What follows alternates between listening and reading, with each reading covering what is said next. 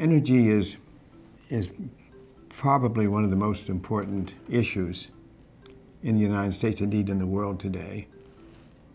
First of all, it drives our economy, and secondly, it drives our climate.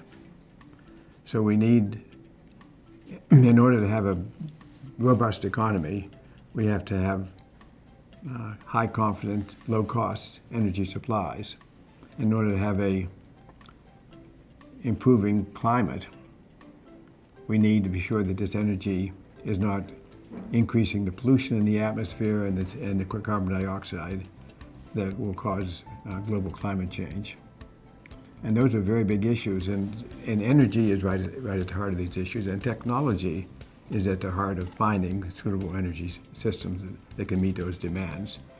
A few decades ago, engineers developed something called fraction or fracking, which over a 20-year period took the United States from being a net importer of natural gas to a net exporter. It's now being applied to oil explorations as well, and it's going to take us from a net importer to net exporter of oil in not as soon as that, but in 10 to 20 years.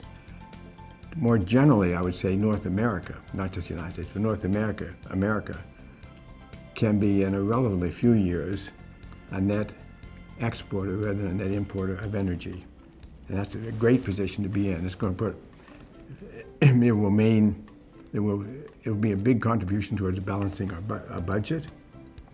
It'll be a big contribution to increasing the scope and importance of manufacturing in our country, because we will have lower energy costs. And the low-cost, clean fuel, together with the robotic manufacturing machines, are really transforming manufacturing today. And in such a way that makes a country like the United States, which is a highly technical country, and with many, many technically trained people, it puts us in a position to regain our former dominance in manufacturing. We should not have, in the future, we should not have to be sending everything out of the country to be manufactured. We should be able to do it right here. Well, the first thing I can say about Stanford is the education I got here and the professors I met here are the best.